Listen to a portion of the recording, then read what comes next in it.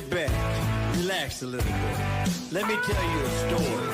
See if yours is anything like mine. Remember when I was a kid? So much better when I popped the lid. Feel the rap or open it up. Exactly, listen to Sean. Right, and Cash Out's the easy way to get money transferred when you're out with friends. So pick up into that and then we'll get back to it. He said, baby, jump in the back, boy. Tailgate crazy.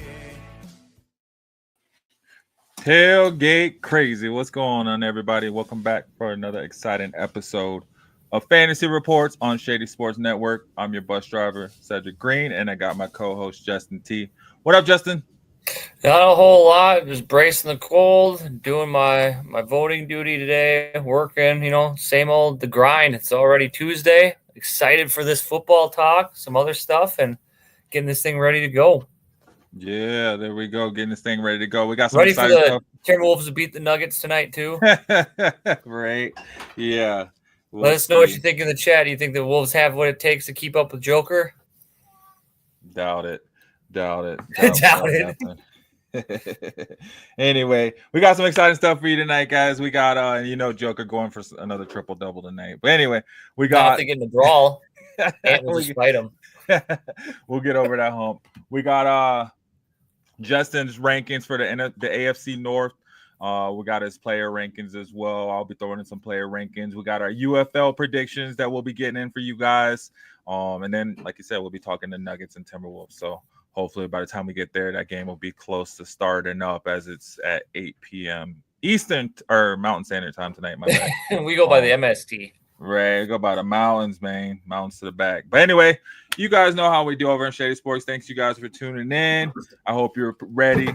You're in for a good night. Let us know how he did on the rankings or the predictions. Let us know what you think about how will the AFC finish. Who do you have taking the crown in the AFC North? I'd love to hear your predictions on who you have being the top fantasy dog, the top points getter in the AFC North. Let us know. Get in the chat and get in that conversation. Let's get it going. And then, as we normally do, as we've been doing, we go ahead and get that promo and get it kicked off, let you know who we are, where we're from on Shady Sports Network. So I'll go ahead and get that going, and then we'll get right into it, guys. We'll be right back.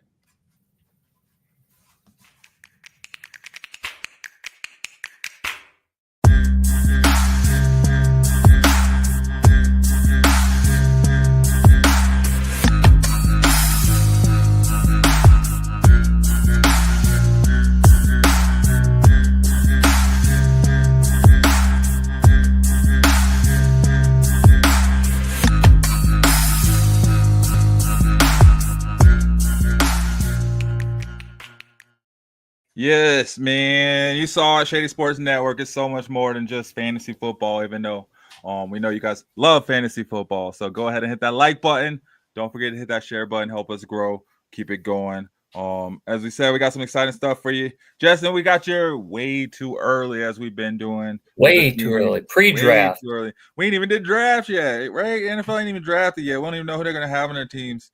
Do you think the draft will affect the division? It could be, yeah. It could move the needle one way or another because we've seen teams bomb the draft and other teams, boost up their rosters based off of it. I mean, that's true. Look at the Commanders, right? I mean, yeah, exactly. That's a good team. Mm-hmm. Just from the draft, literally changed just from the draft. Look at the Texans, just from the draft. I mean, the draft can instantly change your demeanor and your confidence. Even if you may not even be even look the Broncos, they got a quarterback in the draft and look where they're going. For the first time in a long time, they have expectations. They believe in. We stay believing. We stay believing for sure. So but yeah, like I said, we're doing a way too early rankings. Nothing wrong with that. But let them know what you feel. Let us know if you think different, you think otherwise, or if you rank differently. It's only 4 teams in the division, so I imagine it can't be too different. But I'd love to see where you guys end up. We also got some records for you, for all you bettors out there. We got some good info for you. So without further ado, we go ahead and we jump right into it. Justin, we'll start with the North rankings, and just see where how you got to this. So we'll start at the bottom. You got the Browns at the bottom. Yeah, I think the Browns will finish dead last this year for the AFC North. It is a tougher division that they're always in. It's a slugfest. It's a bruising division, but I just don't think that, regardless of what they do in the draft this year, it's going to move the needle too much to where they can make a shot at the playoffs or sneak their way in or even take the division. I think they'll still get some wins sporadically here. I don't think they'll go on any sort of run of wins, but they won't get completely blanked in the win department for the standings, but they still finish at the bottom. I think if they do it right, this is the building blocks of a foundation that they're trying to grow, that they use to convince Myles Garrett to stay, to build the team, trying to go for a championship. And maybe they address the needs at quarterback, but I just don't think that regardless of whatever they do and whatever they've done this offseason, it doesn't cut it. And unfortunately, they finished at the bottom.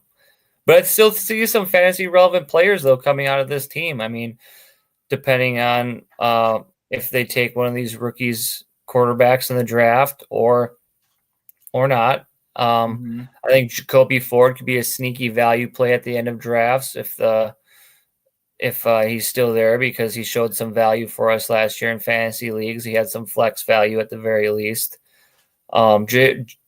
Jerry Jeudy, I think, can still be relevant depending on which quarterback comes in there. I think he'll be productive as the wide receiver for the Browns, but I think the mainstay for the Browns' success fantasy-wise will be David Njoku. I think that offense will run through him and around him, and the Browns will cater their offense to him. As far as the defense goes, I think they're probably just middle of the road to below average. They got Myles Garrett, yes, and they have some veteran pieces there, but nothing that moves the needle or like screams, division winner.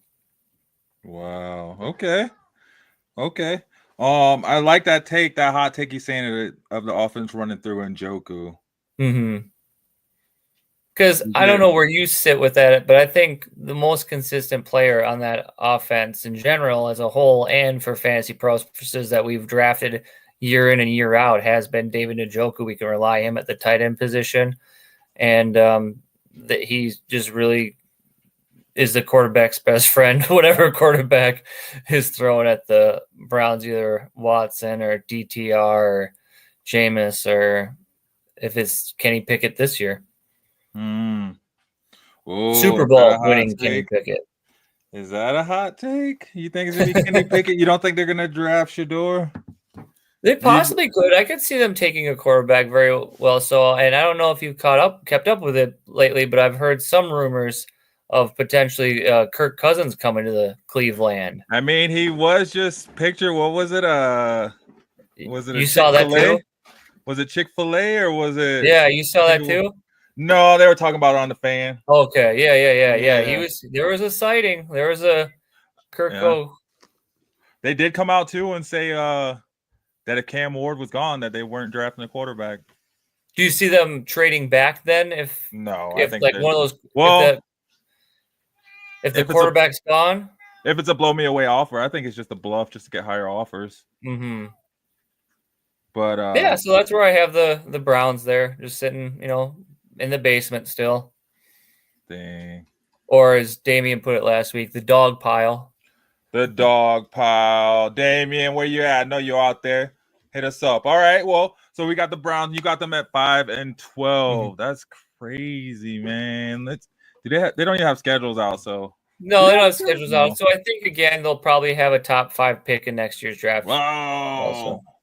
That's crazy. No faith in the Browns. No faith in the Bears. Like I want to, but it really depends. Like if they do bring in one of these quarterbacks, how well they do right off the bat. I mean, we just know that it's harder for success to come with Cleveland, and the success they did have, it quickly went away at the year after. So, wow. I think no love for the underdogs. Yeah, I mean, I'm not like trying to like dog on them, no pun intended, but they haven't really shown anything with their offseason moves and their draft history that tells me they're going to do anything to push themselves up higher in the division. You don't And then think that me- Kenny Pickett pick was? I mean, I moving the don't think needle? it's all burnt toast and terrible. I think Yeah. it's, he's perfect for Cleveland, I think. I think he's a quarterback of their caliber that they so used to having. Mm-hmm. Mm-hmm. No, very true. Very true. It's just weird that they didn't bring Jameis back. Quite honestly, Yeah. I was. I didn't How do you understand feel if that. you're Jameis, though, you leave Cleveland, you go to New York, and now you got to compete with Russ and potentially if they draft a quarterback?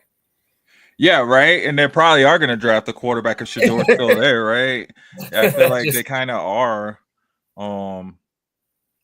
Gosh, I mean, hey, if you're Jameis, you got a career in media after this. You're not worried. You're gonna go in. It's like I don't know if you saw that meme I posted. I think it was in the Fantasy Reports group, or it might have been Shady Sports Network group. Anyway, I posted that meme. It said it was from the is it the Avengers? No, Guardians of the Galaxy. Yeah. Where he's like, I'm in charge, right? Right? Or like, yeah, totally, you are, right? And that's how Jameis is. Like, Jameis will be definitely. Yeah, absolutely. So, do you think if one of the quarterbacks are gone for Cleveland at where they're at, do you think they'd take Genty or one of those running backs high? Now that Nick Man, Chubb is out of town? right? You kind of gotta rebuild that running back room, especially not even having a running back, right? That would be the smart thing to do. But of course, this is Cleveland, so Yeah, they're they got a lot of probably gonna problems. go and draft another, another exterior, defensive lineman or something. I don't know, like an outside linebacker or something that they don't need. I Probably wouldn't put draft it someone. past them. Yeah, the first round pick will be somebody to back up Myles Garrett. So, we'll see. But I would probably go for a GNT, right? Or go for a home run hit if I couldn't get one of those quarterbacks. I would probably look at a running back position and try to get that, especially having an earlier pick. And I think how many picks do they have in the first round? I think they have at least one, but I think they have a nice haul in total for this draft. Yeah. Where do you have Cleveland finishing this year? What are your thoughts on them? I mean, guys, it's just hard to know without knowing who their quarterback is.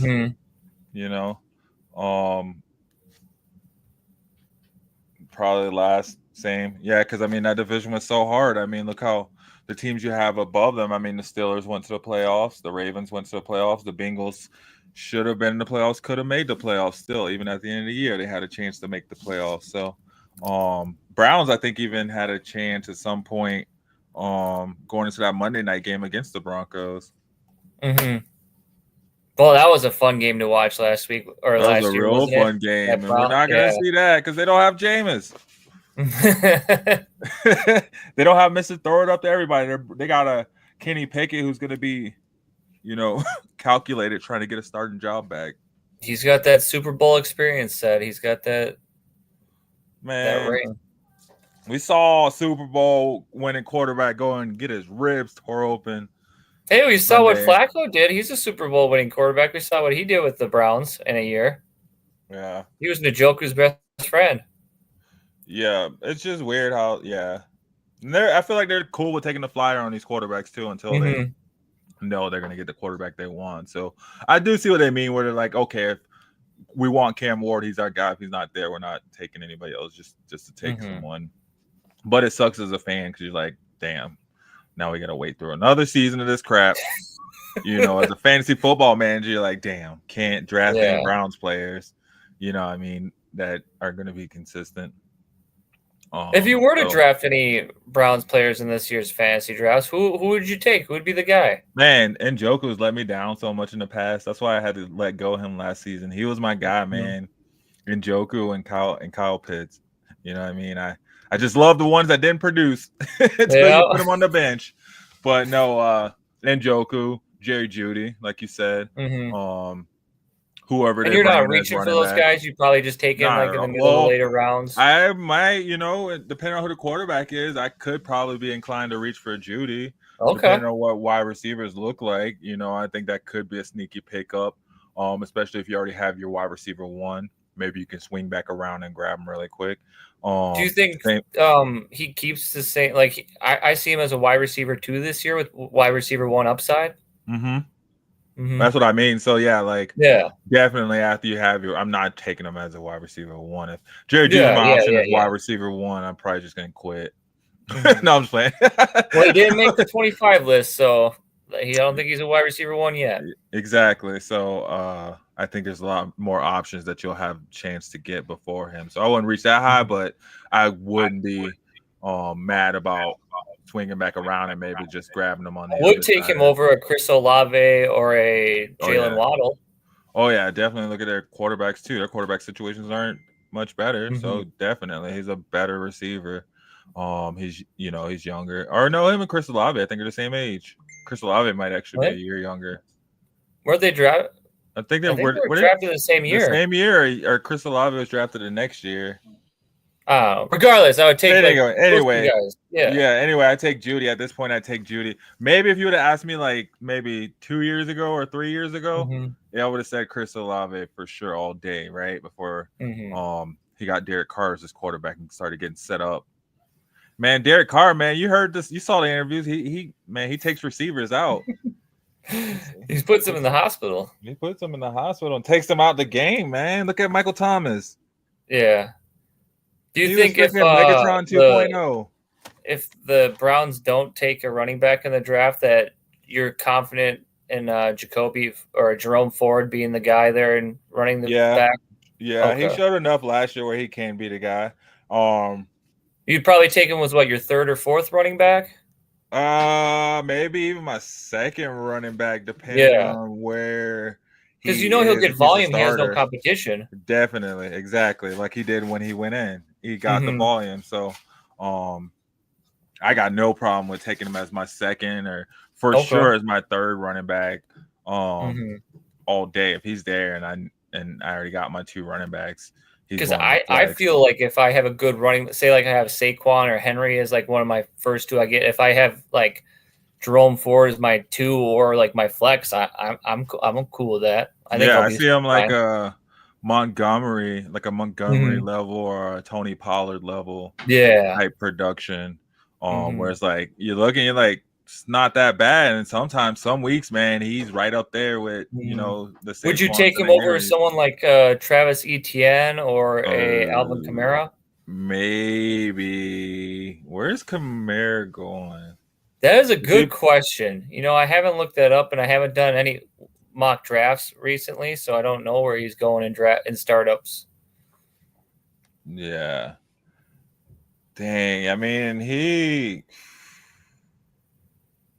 it's crazy to say he's getting up there. He's born in 75. He's not old at all, but he has some seasoning on. Man, it's going to be hard with running backs. I mean, honestly, like, I'd rather talk about running backs after the draft. Yeah. I think a lot is going to change, and it's going to be the year where you will see rookie running backs drafted ahead of some of these. Like, and do you see him taking a lot of these maybe running backs jobs, like these maybe vets, like they could be? Oh, definitely. And I'm talking about, running backs drafted in the second and third round, not even just running backs drafted in the first. I'm talking running backs drafted in the 5th and the 6th round. There's so many running backs in this draft. Like, it's such a running. And that's the thing. I was listening to the fan on the way home, and they were just saying, like, it's just crazy how perfect this draft is set up for the Broncos. Don't mess this up. Not to get sidetracked. Just saying, like, there's so many running backs. There's so many wide receivers. There's so many tight ends. Well, there's so many tight ends. There's so many, the positions we need. There's so many safeties in this draft, right? And graded, with top grades. Like, there's so many good players coming in that we could double up. I wouldn't be surprised if the Broncos drafted 2 tight ends, 2 running backs. All offense? So you'd be upset if you heard in the first round them call a defensive player? Man, they probably will not, because they got their eyes set on some offensive players. So maybe unless those offensive players aren't there, I don't see them going in. Because on draft night, I'm gonna be looking at my phone waiting to see your reaction when we'll be on here on draft night. We'll have something going on draft night. We'll have either fantasy reports or shady sports going, or We'll be live. We'll On be talking Thursday? about it. Yeah, we'll do it. Ooh, spicy. We'll mesh with the bus stop. Oh yeah, because the bus stop's on Thursday. That's what I was Speaking gonna of say. that, Maybe you guys do it on the bus. I'll be at Yeah. US Bank Stadium for the draft. Oh yeah, you will be there. I'll have to figure out a way to ping you live or something. Get a Be live doing shot in some there, draft party. networking for the network and the show, and Hey, hanging out with some football nerds there you go. Where are you gonna be at? at US Bank Stadium. Yeah, The shout it Vikings louder. Let them know. If you see Justin, tell him what's up home. at US Bank Stadium. All 30 of you out there watching us. And thank you, everybody who's tuning in. If you're new, feel free to like, subscribe, follow, share with everybody, and check us out on our socials. Yes, with all the sports fans in your lives, please feel free to do it. You know what? Let's take a promo. We've been just rambling. I got to talk about the Broncos. No, it's all Gotta get good. it This going. is juicy. It's good Right? content. Spicy. You know what? He is right. But guys, all you new guys that just tune in, you are watching Fantasy Reports on Shady Sports Network. Whatever social media channel you're watching on, look up Shady Sports Network and you'll find us and much more. Tune in, hit that like button. Please share with all your friends. Let them know. It doesn't take much to help us grow. So we'll be right back, guys. Let's do this promo and we'll see you on the other side. My name is Anton Popoff, and this is my 6th year of college football. Training during the hottest times of the day is a recipe for muscle cramps, which is why electrolytes are so important. Hydration is crucial for my performance. Dragon Salt eliminates muscle cramps and boosts your overall energy level. Whether it's a weight room or field session, I fuel up with Dragon Salt beforehand. It's been a game changer for me, and it'll be a game changer for you.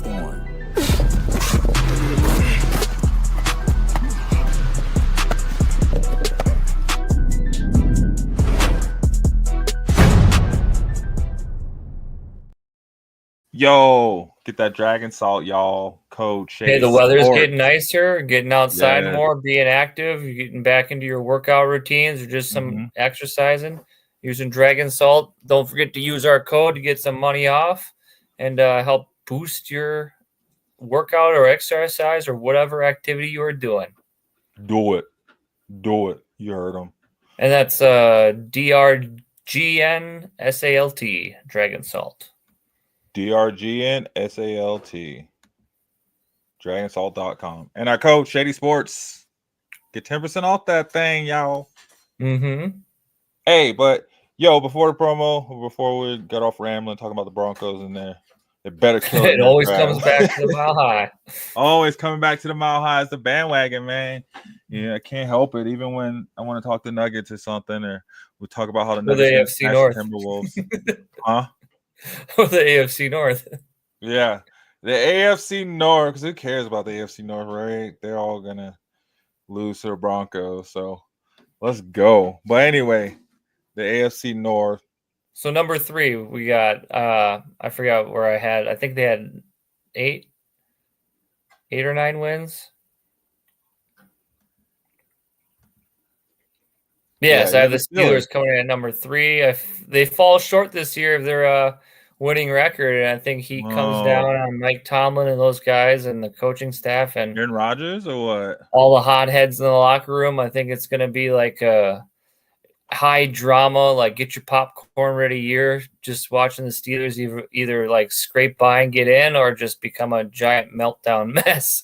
I think it'll be entertaining, but for fantasy purposes, I still think George Pickens and DK Metcalf, no matter who's throwing them the ball, are still going to have wide receiver 3 to wide receiver 2 numbers. At least safely, you can throw those guys in your flex. Quarterback situation is jury's still out on that. And I think a sneaky value at the end of your lineups, end of your rosters when you're coming away from drafts towards the end, if throwing Jalen Warren in there for just a 4th or 5th running back to have on your team in case of injuries or bye weeks. Because remember, Arthur Smith is still there. Even though that Najee Harris is gone, that's one less mouth to feed, one less competition to have in front of him. And Arthur Smith likes to run the football a lot. So he could be the quarterback's best friend coming out of the backfield, playing a pass-catching running back role and 3-down back. He could be the prototype James Conner style running back for the Steelers that they know so well. So that's good there. Not sure Freiermuth is a tight end to be looking at in fantasy this year, especially if it's already going to be hard for DK and George Pickens to get, enough targets and enough production out of their quarterback. I think you're safe to shy away from Steelers tight ends for fantasy purposes. But just doing a little bit better than the Browns, but not quite better than the next team up in the division. And this will be an interesting year to see for the Steelers for sure. Yeah. Where do you have those guys? How do you feel about the Steelers? Well, again, it's crazy. These teams are just so alike, right? Just like, just like with the Browns. I mean, it really just depends on who they have as quarterback. So I think they both could be the ones that are in the market for drafting a quarterback and a running back early, or trying to move up. Well, I wouldn't be surprised if one of these guys try to move up. I mean, I would not be surprised. Hold on, let me move the screen. Hold on. Get that hot take up because there we go. There we go. This is gonna be spicy. You ready for this? Cover your ears, everybody, if you're Steelers fans. How do you know it wouldn't be the Browns, man? Well, I guess they don't have no one, right? I would not be surprised if we don't wake up to a report seeing that the Steelers are looking to shop a George Pickens. Wow. Trying to want to get up out of there and draft Antonio Brown and just leaves? Well, he did have report. There were some small reports last season. We cannot forget about those. I bet I could pull those up. I bet I could do it. You got his receipts. That's got him. But I would not be surprised to see them trying to move up a couple of spots, even because you gotta remember, like, even and then when we're talking about on the round table too, like maybe there's like 2 to maybe 4 or 5 quarterbacks that are going to go in the first round, unless teams get trigger happy. But I mean, because you could see them trying to get in front of the Seahawks so they can get their guy. That's what I'm saying, and it doesn't have to be a Shedeur Sanders or Cam Ward. It could be, what was the guy? What was your guy? The one guy that was out of left field. Speedy quarterback. No, my guy was a speedy quarterback from Alabama. I don't even college players, man.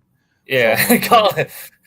I'll know their names when they come into the league and do something, right? Let me watch them. Them. But anyway, but I know what you're talking about. I think, I agree with you. I can see that happening. As for George Pickens, I think you think it's more of a decision of him just wanting to be out, or more of the Steelers of using him as like a bargaining chip to? Probably a bargaining chip, right? Especially after you just got DK, you're gonna have to pay him, right? Well, I don't know if you also saw the talks about Aaron Rodgers and DK already having throwing sections. Exactly. So once Aaron Rodgers comes out of the dark, and there was just talk about Rooney. Rooney's coming out from the owners' meeting saying that it's very promising that they're going to get Aaron Rodgers. I mean, why would he just come out and say something like that unless something were being in the works and getting ready to be announced, right? Like, do you think that move comes before the draft or after the draft for Aaron Rodgers? Yeah. Gosh, I think Aaron Rodgers might pull Aaron Rodgers and be like, you know what? I'm going to wait and see what all you guys do in the draft, because you're not going to pull a Kirk Cousins on me. I'm not going to be going somewhere. Good point, because we saw what happened to Kirk Cousins when the Falcons took a quarterback, and then they now are deciding after they told him he was going to be the guy. I got all this money and everything, and then look what happened. Now he's probably being shopped too. Man. We already talked about it. Kirk Cousins, where to the Browns, like he could end up anywhere. Do you think with DK and George Pickens and Jalen Warren, that helps Mason Rudolph, who's the quarterback there right now?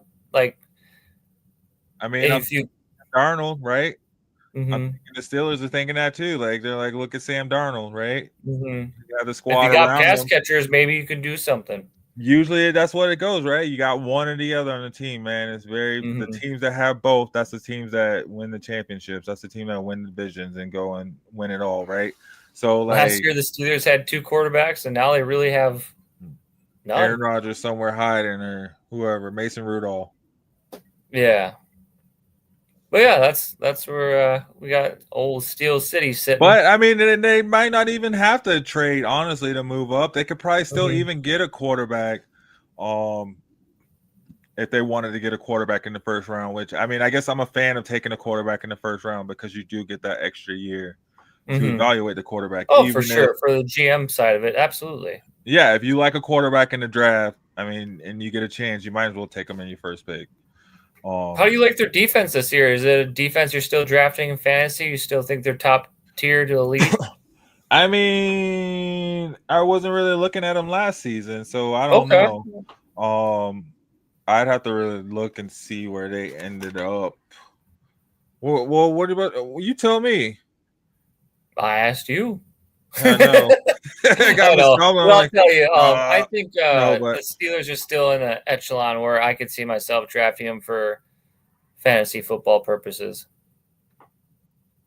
Because I think they have the opportunity for points to be scored. But because of that, with their offense, like we saw last year, the deficiencies with that, they're on the field more, so that allows other teams to put up more points, which could create a negative situation for you if they're not all healthy and the games don't get out of hand.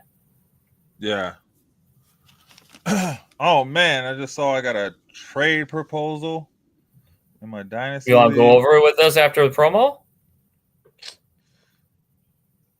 Yeah, sure. It looks pretty straightforward. It's kind of, let's see what it is. Kind of, yeah. We'll go over it. We'll a little cliffhanger for people who tune in to stick around with this, find out Ced's trade proposal. In the meantime, enjoy the promo. Exactly. Oh, another little thing too, because we'll have this, little segment, rate my trade, or how's my trade. So you guys get those trade questions in. We'll be starting that up too. So any sponsors who want to take up us on that segment, hit us up. Yeah, you want to get your name on it. You know what I'm saying? That could be, you know what I mean? Some of these places or whatever. Yeah. So let's get it going. All you guys out there watching, it's Fantasy Reports on Shady Sports Network, and I am your bus driver. That's my co-pilot, and we're rocking it out tonight. Going down Justin's rankings of the AFC North right now, the predictions. So we're going to go ahead and take a promo. Hit that like button, guys. Hit that share button. Let your friends know. Please help us grow. We'll be right back. And feel free to chirp into the chat. We'd love to hear from you. There we go. Yes, please. How are you? Bring them things. Bring them things. I call the plug. Bring them things. I bring them things. That's money. That's cash up.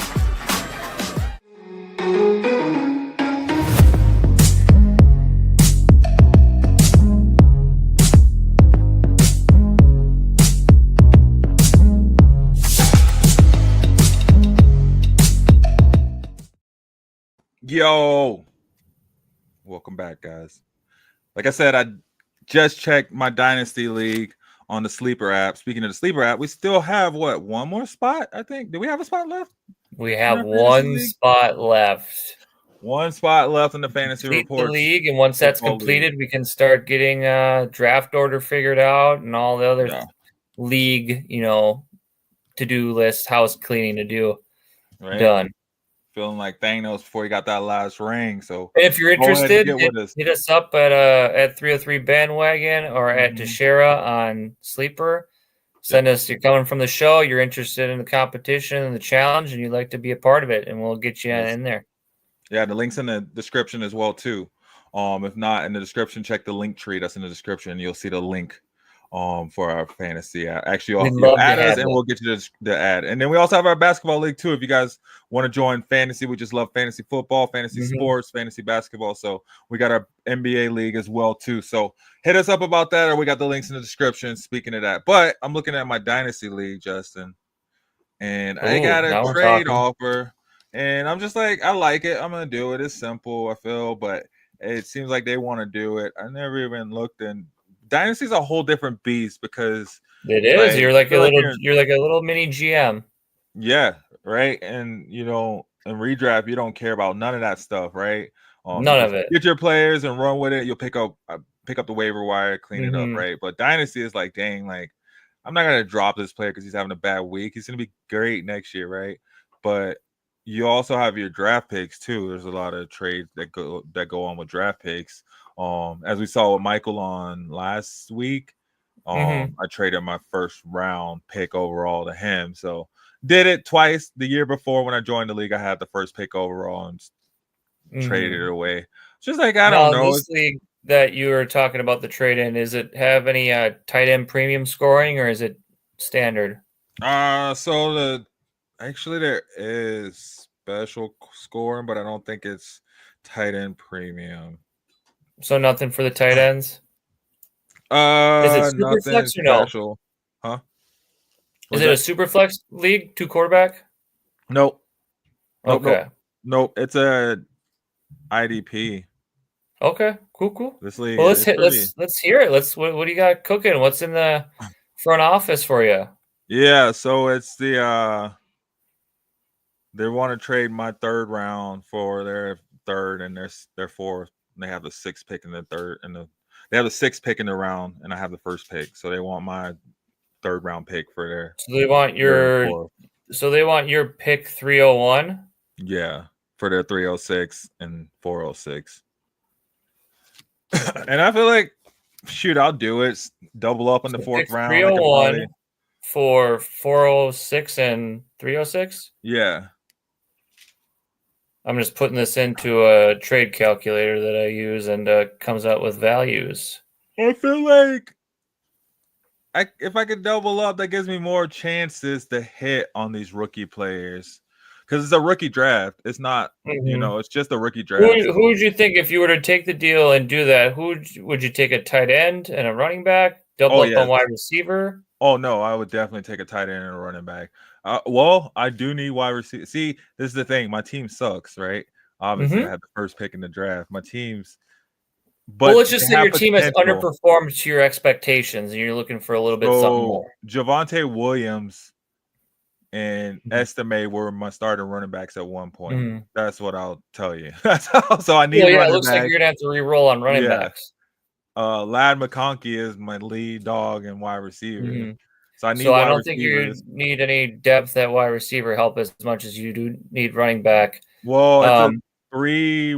Well, because it's the flex, so I guess you're right. Technically, I need more help at running back, and tight end. I wish I had Evan. I keep thinking I had Evan Ingram. I don't know why I thought I had Evan Ingram. You just like him so much. He's a Bronco now. I know. I got. So what I'm looking at here is the value is pretty equal. It's only separated out by a few hundred score.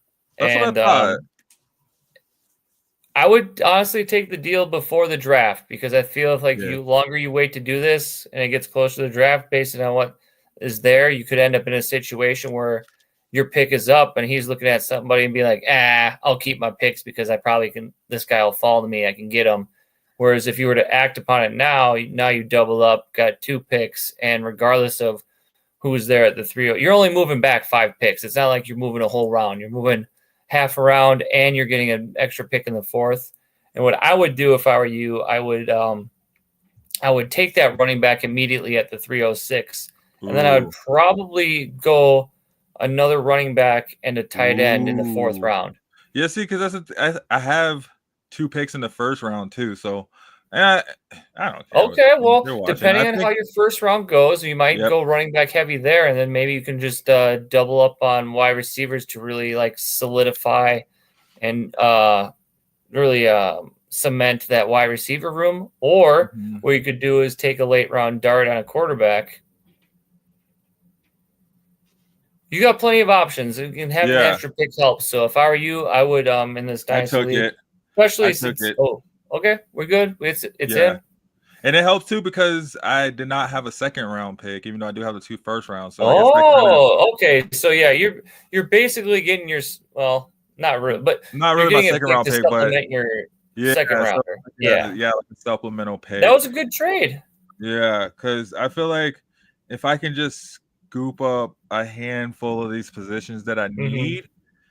Because a couple of them are gonna go and sit in my they're gonna sit on my taxi squad anyway. Absolutely, yeah. Right. So I got. And what it sounds like, without getting your whole roster out here, it seems like you're a team that needs to draft needs over luxury. Like if you were a contender or had a better roster, you probably could take. So I'll tell you this: my defense is deadly.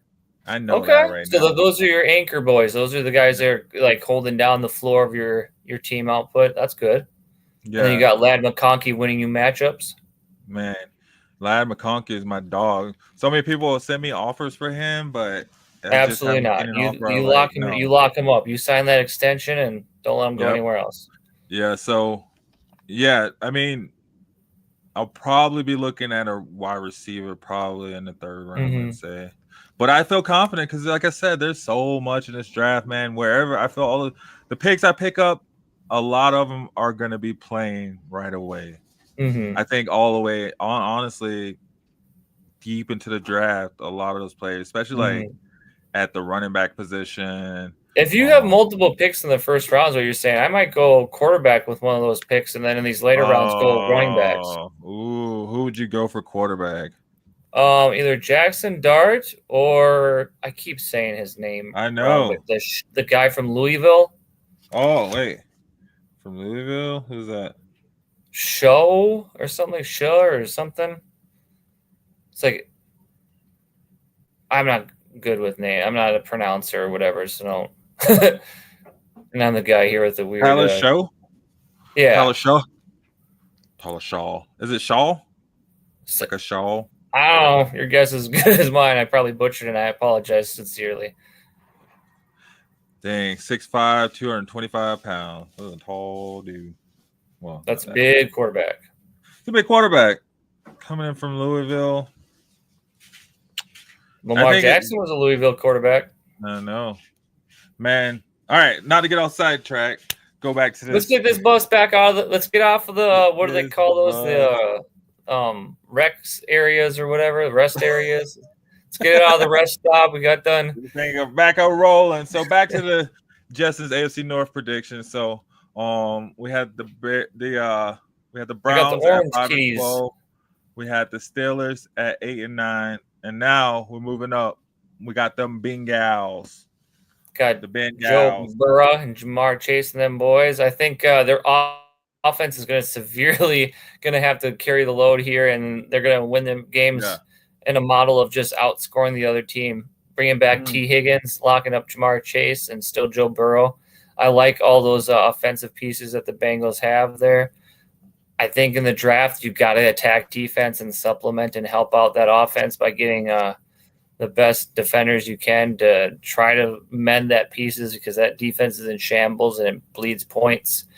I think, though, they do better than the Steelers. They do better than the Browns. They're a tier up than those two teams.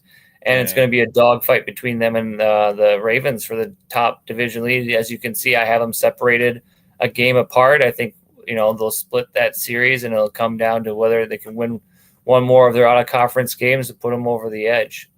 Yeah. I could see there be a division winner and potentially either the Ravens or the Bengals being one of those wild card spots at the end of the year for the playoffs. Yep. Now, I would say once again we saw the flashes of it. You know how the Bengals usually start off slow in their seasons to begin for fantasy purposes, and I think it's wheels up. If I'm drafting in drafts this year, I'm investing in Joe Burrow where I can, Jamar Chase, top 3 pick for sure, and being confidently taking T. Higgins as my wide receiver too, at least. So, and don't forget about Chase Brown, the running back. Unless if they go running back, which I don't think they'll do in the draft here, maybe they bring in a veteran midway through the year, closer to the deadline, to have that security for the playoff push. But I think it's Chase Brown's backfield, and we saw last year Joe Burrow. He's a pass-catching machine out of the backfield, a dump-off champ, and I think he should still have some explosive numbers this year. Definitely a running back too, and not to sleep on him in your drafts. If you got that gut feeling he's dropping to you in rounds, I give you the green light to go ahead and take him, because he's going to be fantasy wonders for you if there's games where Jamar Chase and T. Higgins are getting shut down and Joe Burrow needs the outlet. Yeah, Joe Burrow. Man, I cannot wait till we do our quarterback rankings. Tell you what. Nah, for real though, man. I cannot Maybe that'd wait. Be cool. Let's get Ced's quarterback rankings when that time comes. Let's spice it up. Maybe Sunday we'll just get to it. What are we on? What have we done? Running backs, tight ends, wide receivers and tight ends. wide receivers, So quarterbacks are next. That's what's left, unless if you do like the kickers and defenses. But I don't know if you want to go that wild. We'll get to them. I mean, hey, there was kickers out there outscoring wide receivers last season. So yeah, in this division, it's got quite a couple kickers. Yeah, especially like in this division, you got some legs, right? Defenses too, right? Not the Bengals. True. They won't even have a defense. That's why I have the Ravens at number 1. I think Lamar and Derrick Henry and those guys are going to come out even hungrier. They got DeAndre Hopkins in the offseason to, be a mentor for guys like Zay Flowers and Rashad Bateman. And I think Mark Andrews is on the redemption tour. He's going to make up for that brutal playoff play. And I think the Ravens are going to be the cream of the crop of the AFC North. They're going to take the division, and they're going to make a strong push to try to punch their ticket for the Super Bowl this year. They got to, man. Because I feel you gotta draft those players like Zay Flowers and Derrick Henry and Mark Andrews and Lamar Jackson. I feel like the Ravens are going to be putting up points, and what helps is their defense is stout. They're still studs. They're an elite defense, and I definitely, out of this division, I think they're the top defense to draft. Though, like, I'd take the Ravens over the Bengals, the Steelers, the Browns. So I think they could take advantage of those weaker matchups in the division and really help you push your matchups over the edge, even if it's by a couple points. Like, definitely a good balance to that team that could be probably the most fantasy relevant team in that division this year.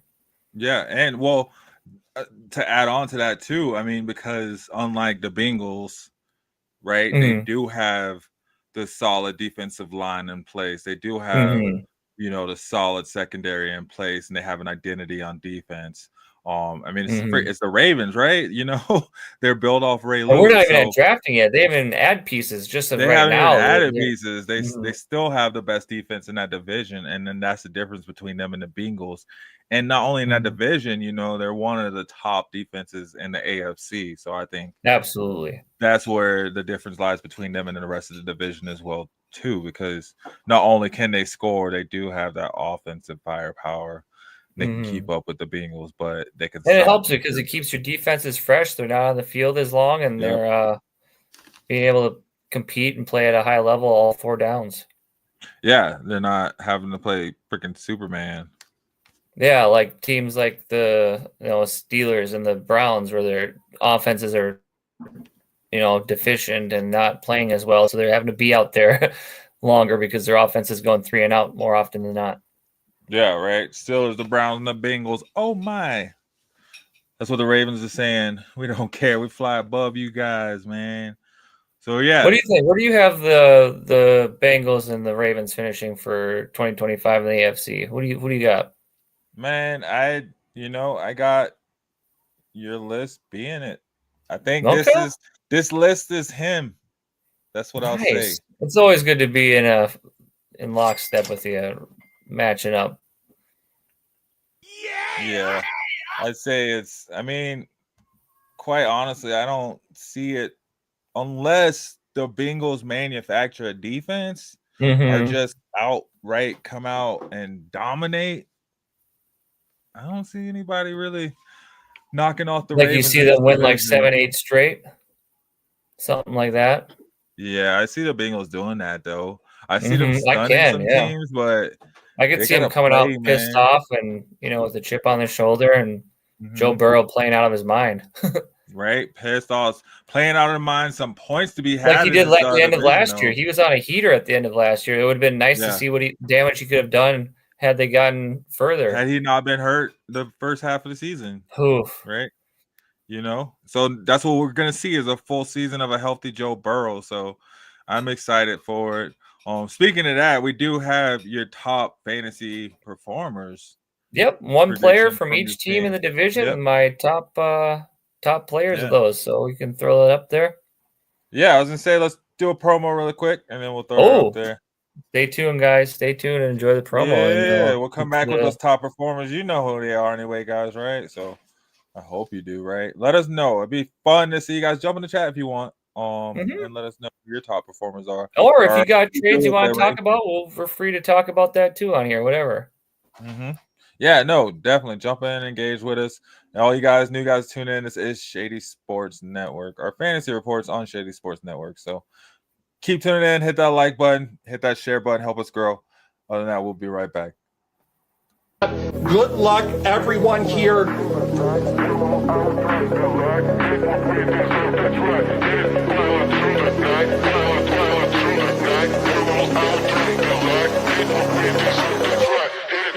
Oh my Lord, who is this? Joe Burrow! Joe Burrow! AFC North smoked it right here, baby. Fanatics, authenticated Joe Burrow on the speed, incredible hit, going to Alpha Wolf. Congratulations, Alpha.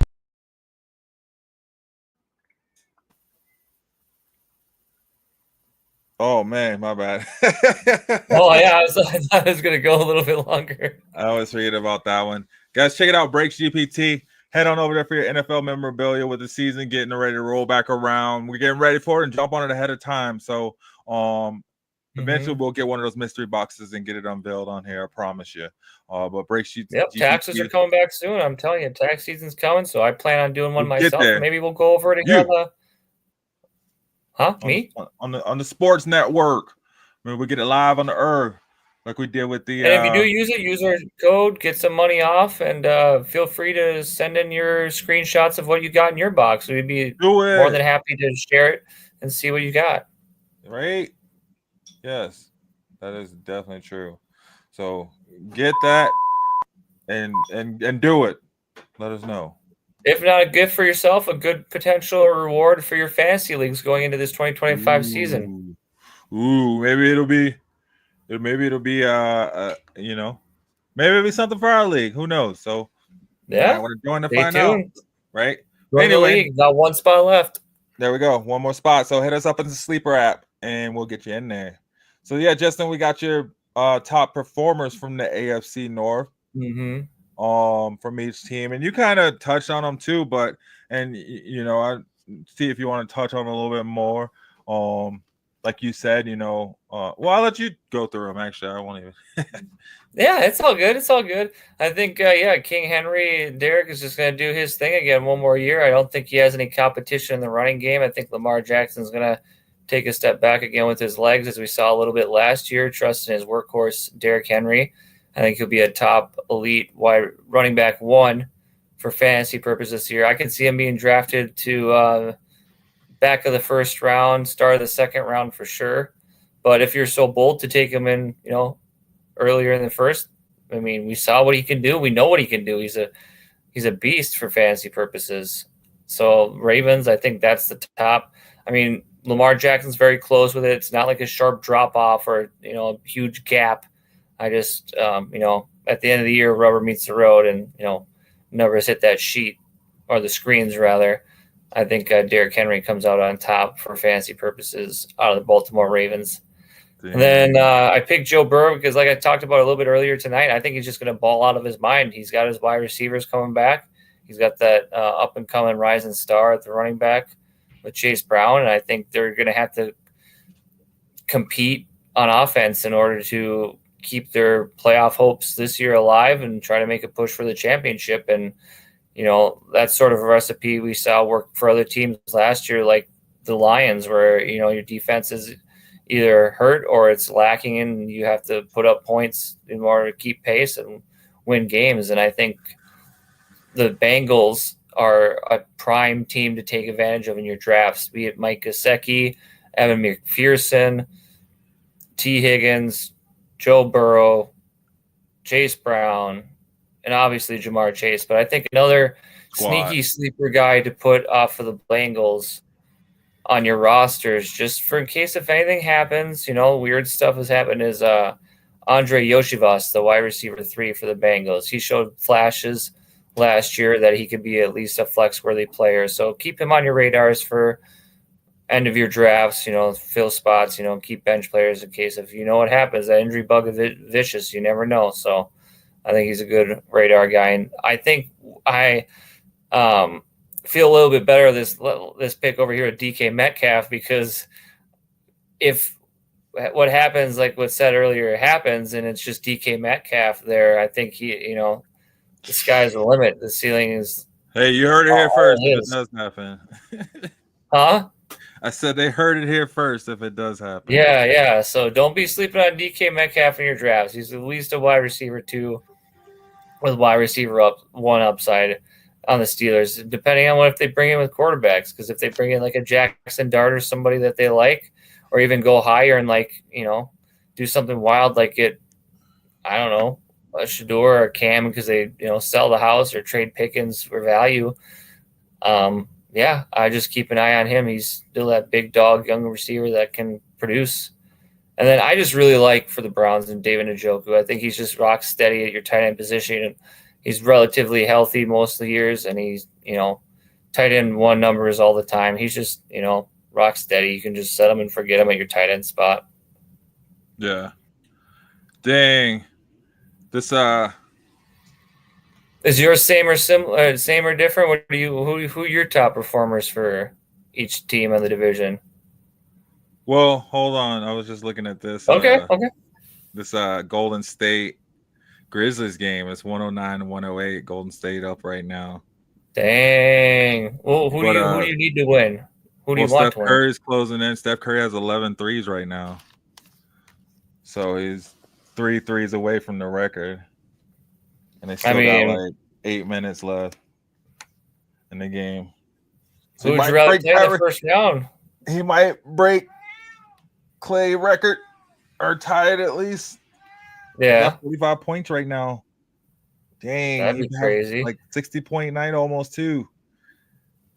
And we got our game just went underway, didn't it? Mm-hmm. It just started up. I don't know. I just got that notification for that. We'll be talking NFL or NBA here in a little Wolves bit. are already up 25 points. What? Wolves are down 40 points, it looks like. Nah, Ant's already got a triple-double. And where's it suspended, I guess? Nah. Ant's got a triple-double. It's all good. Matchup predictor, ESPN. 37.1% Timberwolves. Oh, haters. Sipping on that haterade. Anyway, what I think about this for this team, yes. Hey, Ravens King Henry is definitely, man. I got King Henry. You take him over Lamar? Oh, yes. Yes. Okay. So just because he's gonna be they're gonna be pushing him a lot more in those goal line situations. Mm-hmm. And they're gonna develop their version of the tush push the same way that that the Bills do with hey, who knows if it's banned or not? We'll see at the end of the spring here whether or not they get rid of it. Well, either way, they'll still have Derrick Henry running up the middle on the goal line. He just runs. Nobody wants to tackle him in the fourth quarter, right? And then Bengals. I don't know. It's kind of hard to say no to go against Jamar Chase, right? But that was a toss up there. But I Joe Burrow is Batman. Him the ball. He is Batman on that team. They just got they're like OKC, right? OKC at the NFL is how I see the Bengals. Just, I don't know. You still got, it's just a lot they got to get through, man. But yeah, I like Joe Burrow. I'd say Joe Burrow, Jamar Chase, either one. You can interchange them. The Steelers, I'd say, Aaron Rodgers, right? But DK is definitely top performer for the Steelers. They did not bring DK in to not make him a performer.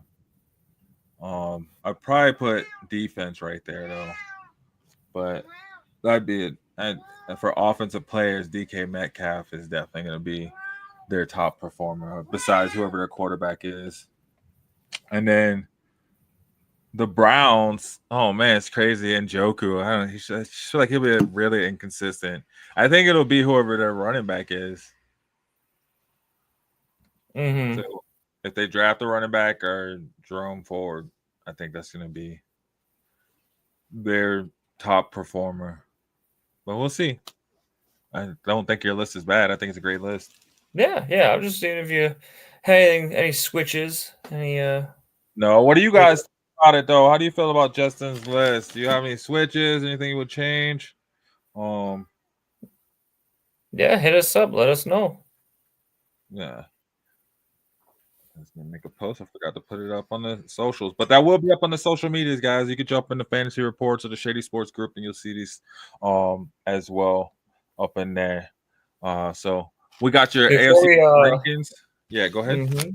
Oh, I was just saying before we switch gears to another sport here, do you want to go over some NFL rules that are in fact Yes, being changed, or do you want to touch any of that? Or yes, I do. Got it pulled up. I think I can. while it's getting pulled up, do you Yeah. want to throw in another promo there for these guys to enjoy and sit Ooh. on while? Look at this guy, flashy. Yeah, especially when we got all y'all's in here looking at it right now. So let's go ahead and throw the Shady Sports promo up. You're watching Fantasy Reports, guys, on Shady Sports Network. Keep rocking with us. We live Tuesdays and Sundays at 7 p.m. Mountain Standard Time. So, Boy, that's the story of my life. No respect. No respect. exactly. So now you know.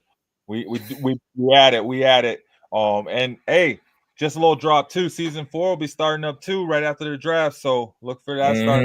It's coming up. We're about a month We're away. already rolling. We just nonstop anyway. We just go change the name of the season. It's still the same stuff, but I guess it would just be more relevant towards. And we still, I don't know. Whatever. But season 4 coming after the draft. Anyway, stick with us in this promo. Hit that like button. Hit that share button, guys. Please hit that share button. Help us grow. Tell your friends about us. We'll be right back.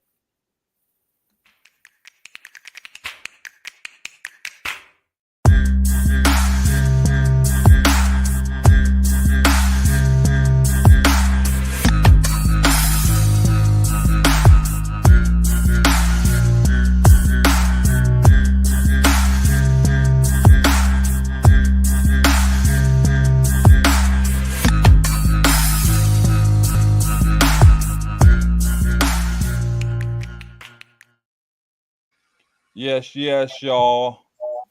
So, like my man Justin said, we were going to the NFL owners. We didn't approve nothing. Oh yeah.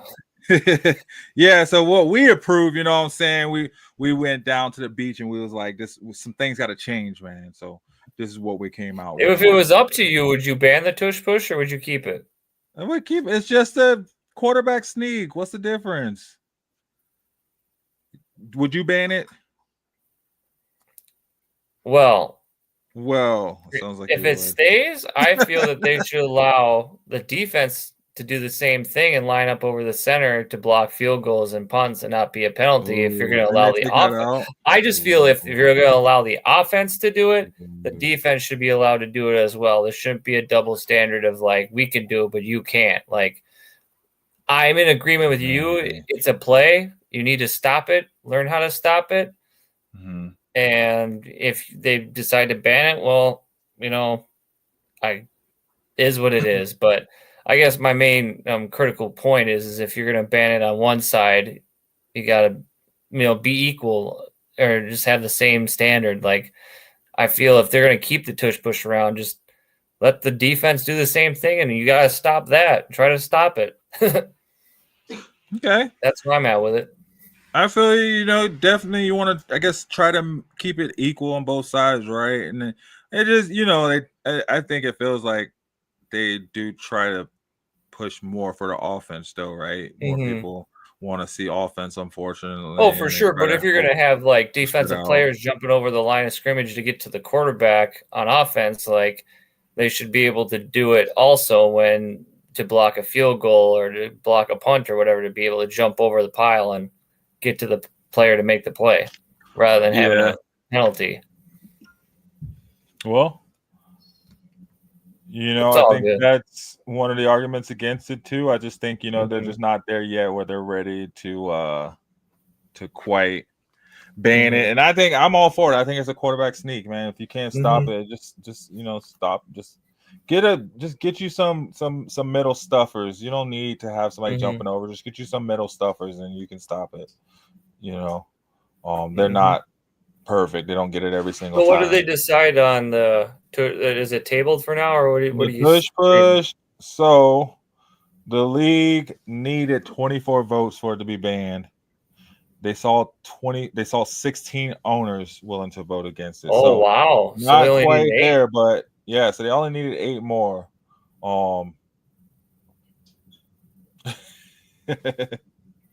Jeffrey Louis says he hasn't seen any data that the tush push is dangerous. Says he can never remember a play being banned because the team is good at it. We have a we have a quarterback that can squat 600 pounds and an O-line with an all-pro talent, end quote. Just basically saying, like, this is what we do, right? Like, yeah, he makes a good point. It's valid. Tush push, they probably will be discussing it in May, so we have to be prepared for every result. I think for everybody, including myself especially, health and safety is the most important. Yeah. Evaluating blah blah blah. I don't need to go through all of it. Pretty long interview. But yeah, they'll bring it up again in May is what happens with that. So they table it for now. And then we'll see. So they'll probably be lobbying for it. We'll see what happens, man. It'll be a big change, and for sure, it'll probably like. Go ahead. No, I was just saying for sure. Yeah, what you're saying. Yeah, so I don't know. It'll definitely change the Eagles' identity if that's not what they're allowed to do. But I mean, make Jalen thorough, man. Want to see him, whatever. But so they did. One of the rule change that did pass was the overtime. Okay, so this is effective 2025 week 1. Everybody, listen up. This is so it goes into effect. It is good. So the update will give both teams a chance to have the ball in regular season overtime sessions. So not just in the playoffs how it was before. Where it was in the regular season, it was one and done. Now, if you score, the other team will have a chance to score, kind of like they do in college. However, that period will remain at 10 minutes as opposed to bumping to 15 minutes, which some sought. Which I'm glad. Like, keep it short. If you're gonna let them both play, keep it short. End up being between 4 and 6 minutes long. So, in theory, both teams should be able to possess the ball at least once. Yeah. They definitely should and have a chance to take it down and score. So I like that, but yeah, I don't want to draw it out that long. It sucks, man. Yeah.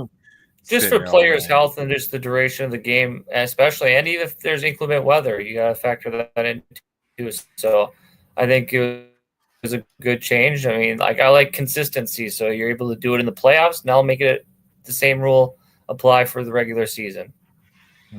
Exactly. So some other things that changed, or some things that remain the same. Oh, woo. Yeah. Right. I don't know how that happened. You scroll too hard, Seth. Yahoo is just going haywire. It doesn't like us right now. Oh. It was like, what are you doing? So anyway, give up on that. But some things that did change. Or that didn't change, sorry, I guess you say, is the onside kick rules. So they didn't change that. I think they were wanting to. But is it still up for discussion? Get like a 4th and 15. Yeah, so they'll table it, and then I think so they'll talk about it again in May. But yeah, some people wanted to change it to where you just got like a 4th and 15 or 4th and 20 or something like that. I think it was. Why not? And well, I mean, like, shoot, dog, if they're just gonna be kicking out of the back of the end zone and just making you go from the 35, make it where you have to do like a 4th and 15 and you have the ball at the 20, you have to get to the 35-yard line to keep your drive going. Yeah, well, I don't know. I like the onside kick too. Yeah, like, I don't know. I mean, it's like just gotta do something to give them a chance, because right now they don't really have a chance. Who? Didn't they change the kickoff from the 30 to the 35? I don't see it in this. Yep, because of the fact that there's too many punts still and kicks going into the end zone. So they're just going to make a little bit of a kickback for teams that, okay, if you're going to keep blasting into the end zone, well, now they're going to have another 5 yards to work with coming out of the end zone. Yeah. Yeah, so that changed. That was a change that they had. Okay. Other than that, they kept the Hawkeye the same, or eye in the sky will only be used for virtual measurement, and not replace the referees. So the referees will still. What I heard is there's still going to be a chain gang, but like they're the secondary option now. So yeah, the Hawkeye will be where it will mark the first down. Okay. But the referees will spot the ball. Gotcha. So it's where the referees spot the ball, but at least they're addressing it, they're acknowledging it, and doing their best to update it. They're pulling stuff from the UFL, right? Mm-hmm. So just like the kickoffs, starting to see that the UFL is becoming somewhat of a. It's an influence on the NFL so far, at least as far as rules go. Yeah. So, that's one of the things they pulled over. Let's see. Teams may now designate 2 players who are placed on IR during preseason to return during the season. Okay. Previously, players placed on IR during the preseason were out for the season. Yep. So they had to, pick up, other players, cut those players. So now they can designate 2 players, which should help. They shouldn't have more than 2 players. Teams participating in the postseason can designate 2 additional players for return from injury reserve. So I'm not sure what that means. Okay. So I guess they can do 2 additional players on top of that. Mm-hmm. If they participate. They just saw what happened to the Lions last year, and they're like, God damn. Yeah, you can bring them back. So, there's some changes from the NFL owners meeting, and then like we said, they'll be meeting again in May after the draft and coming back at it and doing some stuff again. So maybe we'll see the tush push ban. Who knows? Maybe we won't. Maybe we'll see. Do you think this year coming up we see minutes. more teams going for it on extra points instead of just kicking the extra point? Like, do you see a lot? Do you think we're gonna have a lot of more go for 2 situations? I think so. I think we'll probably even see something. Wasn't there quite a bit of missed extra points last year, or I was just remembering it wrong? No, there was a lot of games lost because of kicks, man. I think they're getting over kickers, man. But do you think like some teams just be like, you know what, F it, instead of losing by a kick, why don't we just try to go for 2? Yeah. Put our best offense out there to try to get us the points. Mm-hmm. Yeah, so I wouldn't, especially if you were a head coach, what push is banned, maybe not, right? Huh? Well, what would you do? Like, first score of the game, are you going for 2 or just kicking the extra point? I mean, I guess if I'm the Lions, I'm probably going for 2. I feel like they're it so well. Going for 2 more than others. But I mean, I could see teams with. I mean, specifically just for first score of the game, because there's no context. The game just started, so you score right away. You go down there, score. Well, I think we will start seeing that as an advantage, though, quite honestly, especially if you have a bigger option for that opportunity. Mm-hmm. Why not take advantage of it if they can't score 2? It's like I forget who the coach said in basketball, you score threes, threes are 3 points, 2s are 2 points. So you score 3s and they score numbers 2s. And numbers, Yeah. So if you score more 2, if you get your 2-point conversions and they can't, it's equivalent to the Eagles doing the tush push and other teams not being able to stop it, right? Yeah, I mean, you read me well. Like, I definitely, my first possession of the game, I go down and score right away. Let's go for 2 because then we got an 8-point lead. That puts the pressure on the other team. Like, they can't just score and kick an extra point; they'll still be down. So, but even if you do unsuccessfully, don't make it, at least you can, you're in theory up 2 field goals. Yeah, that's true, right?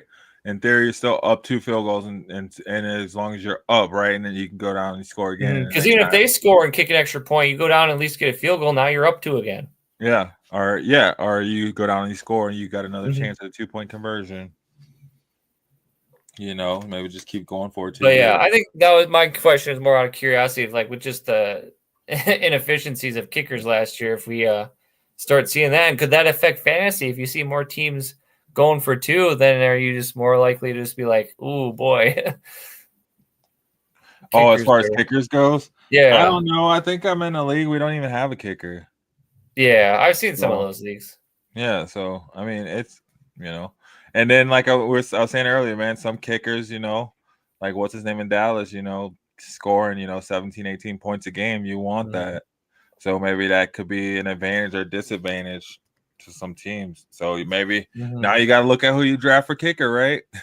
Yeah, maybe you got to pay attention to that. Maybe especially if it's a team that's tempted to go for 2-point conversions a little bit more. Like that's a difference between getting, maybe I've seen that some extra extreme league settings with kickers in it where like kickers are very valuable because they make it where if they make the field goal, say it's a 30-yarder, it's 6 points instead of 3. And if they make a 40-yarder, it's 8 points instead of 4 or 6, whatever it is. But if they say they miss a 50-yard field goal, that's -5 points, not -1 because it was a 50-yard field goal. Yeah, see, so like that's wild. Some of the scores are like way up there.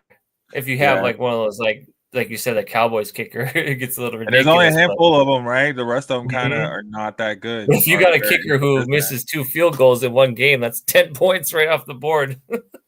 And that's a lot, especially if your other players aren't as strong as maybe you thought they were going to be.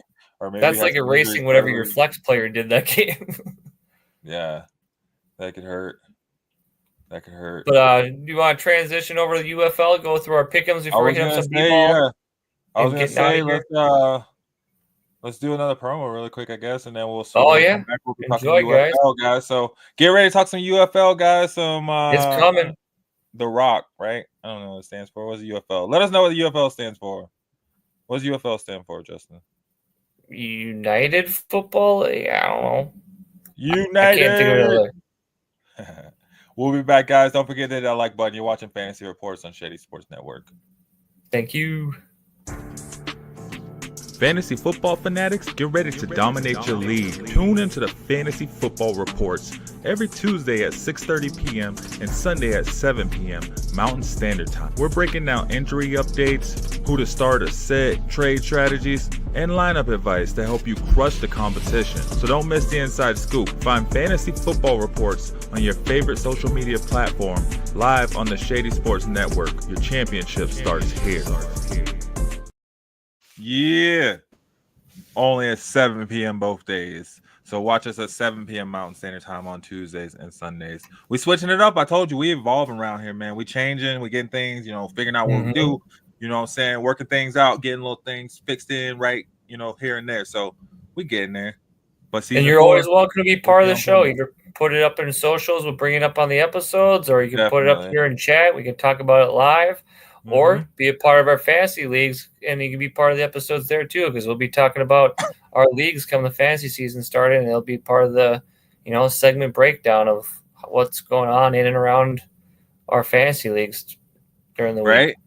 Oh man, and watch, we'll be getting some more passengers on this bus though. And then once the season gets going, Thursday night football games, Monday night football games, you want someone to chat it up, ball talk, and hang out. On voice channel, I'll be over there on Discord at night, going live with the games, talking ball, answering questions, and just having like little mini fantasy report bandwagon episodes for you to give you your fix before each episode. Yes, sir. Stay tuned for that. That should be a staple this year. We're going to try to do. Yes, sir. So jump over to that. We'll get that voice chat going. We jumping it, man. We trying to catch up to y'all. You know what I'm saying? We trying to catch up to the future. So and we're on Spotify too, right? Yeah, we on Spotify, man. Apple. If you can't catch us live or right away, you can listen to us at work, on the drive, wherever, in the gym, on your own pace, at your own time, and wherever you social media, wherever you listen to stuff, we are there. Okay. Look up Shady Sports Network, and I promise you'll find our playlist, Fantasy Reports, and you can catch our latest episodes, our past episodes. I don't even know where we're at. We're like episode 60 or something right now. Or if you're one of those people that needs some like sports content to fall asleep at night, throw us on. It's like white noise. You can fall asleep to us, and it'll be the first thing you think of in the morning. There we go. There we go. Get that osmosis going. The Osmosis Jones. But hey, we got the UFL, right? Just started last weekend, had their first weekend of the year. Crazy weekend, had some blowouts. Couple blowouts, couple defensive games. It was wild the first week.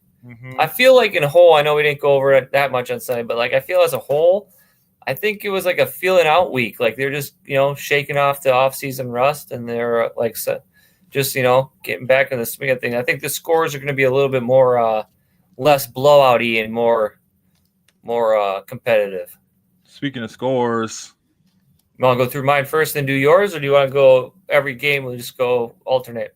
Oh, well, I was talking about I I was gonna say the Nuggets and Wolves, but yeah, Oh, we'll You get want- there. We'll you get want to there. hear about the Wolves up Nah. 25? Oh, well, somebody has over 25, but it's not the Well, Wolves. it's Wolfpack Ant. All right, so yeah, we got the UFL. Some good games this weekend, man. Coming up in week two, yeah. Starting Friday, April 4th, we got the Stallions. At Defending versus the champs. Panthers. Put the respect on their Defending. names. Okay. But aren't they 0-1? Put the Stallions? some respect on their name, like a little dash of respect on their name. Okay. So we got the Stallions against the Panthers on Friday. Looks like ESPN Bet.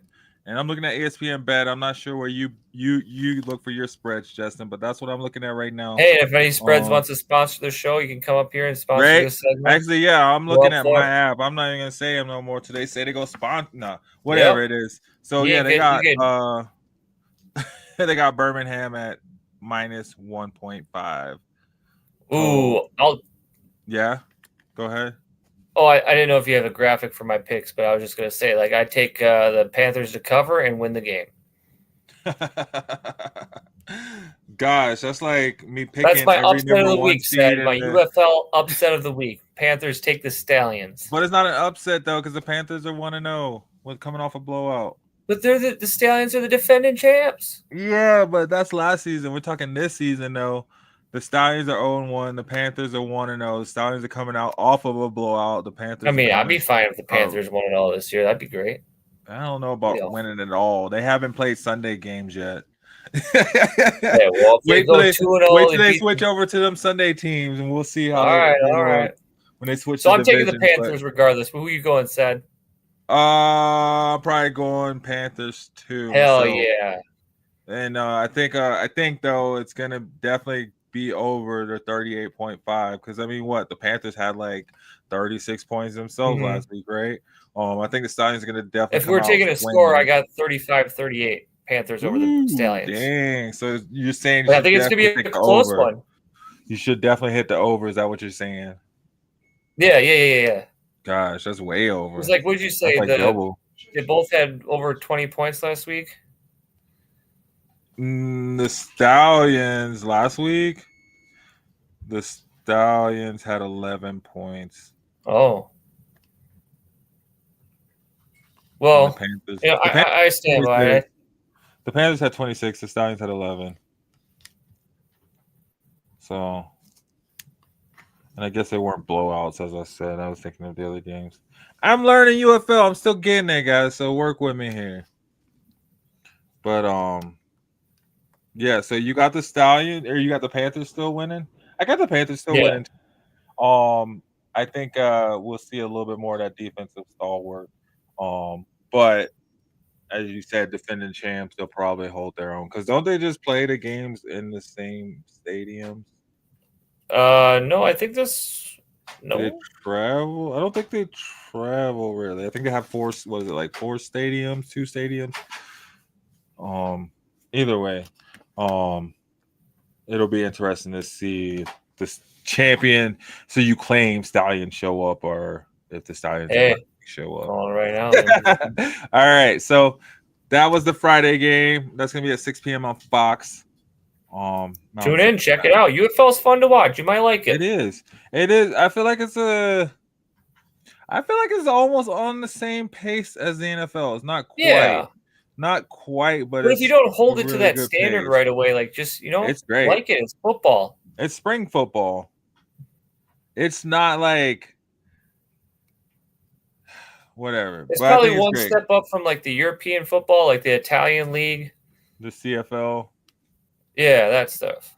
It looks like the NFL. If you, I'm telling you, it looks like. Check it out if you haven't checked it out. They have the rock over it. It's pretty good. So moving on Saturday. So they have a game Friday at 6 p.m. Mountain Standard Time on Fox. Saturday the game was at 6 p.m. Mountain Standard Time on ABC or ESPN Plus for those of you that stream it. Showboats versus the Defenders. Who you got? Who you got? Give me the Defenders. I'm taking the Defenders. I liked their win last week. That stamp on the champs. Against the champs. Dang, you like calling the champs and just stamping the champs yourself.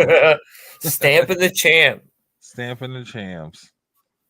Yeah, Defenders versus Showboats. Showboats had a nasty loss last week.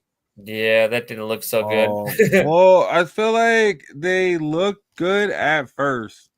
It looked good. Like, it was a close game at first. Their offense didn't look that good. Their defense looked really good. What they have, like 2 interceptions or something like that, I believe it was. Well, one of them was a pick six to basically ice the game. Well, that was the Panthers' defense. The Showboats, that was their offense. I'm saying their defense looked good. The Showboats' defense looked good is what I'm saying. If their offense can play a little bit better, I feel like they might be in it to win it. So I'm going to go Showboats. All right. That's good. I like you to keep it spicy. So we got Panthers, both of us, and then we're splitting the second game. How about the third game, Seb? We can catch that. The third game, we got, the spread on that Saturday game, they got DC Defenders at -8. Oh. So, okay. Yeah. I think the Defenders will still win, but I think the Showboats can cover in points. Yeah, I think they can cover in points for sure. 37 points. I think I'd take the over on that too. I'm telling you, I think there's going to be some high flying games. Last week, they're kind of a little defensive, and the offenses weren't quite there. Maybe the bright lights, right? Maybe the field was slippery. The dew on it, the sun, they didn't have it dried up correctly. You never know. It might have been. You gotta get on the ground crew then. Yeah, clouds or something. There might have been, sun in the dome. According to CD Lamb, you never know. So, I just feel like you're gonna see a little bit more fireworks from this side of the house this week.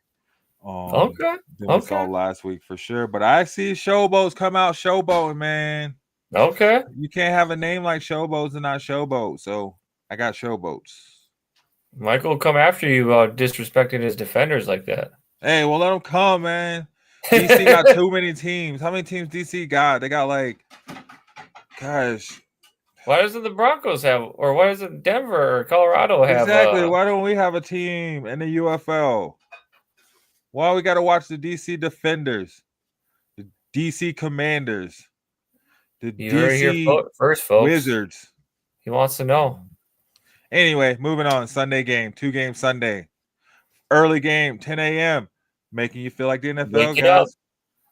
Catch it on ESPN or ESPN Plus up there with the big dogs. And ESPN, they let you know, man, they don't beep it out or nothing. You hear it all. Another cool thing about we did. You catch that OC last week? Just the players, man. The players too, right?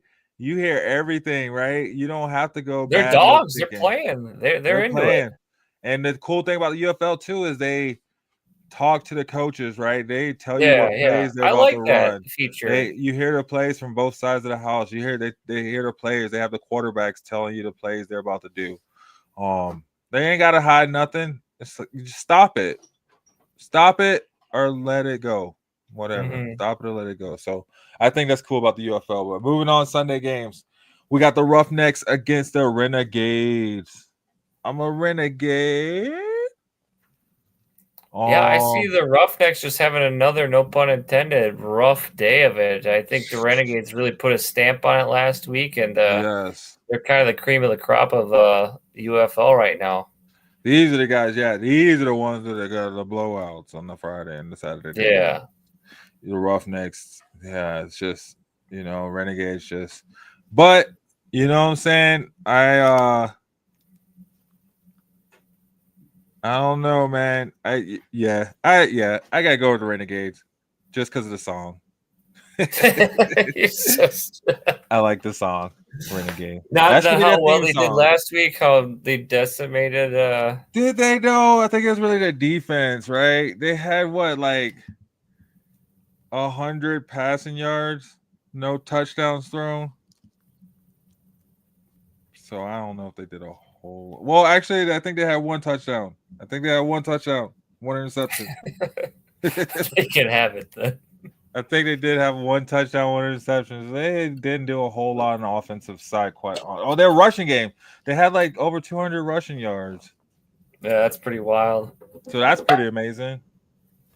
So maybe we'll see that again. I think between their quarterback and their running backs, I think they went through like 3 or 4 running backs. Yeah. Who It's you got a in that different last breed. game, though? Last game, Brahma versus Battlehawks. Big dogs.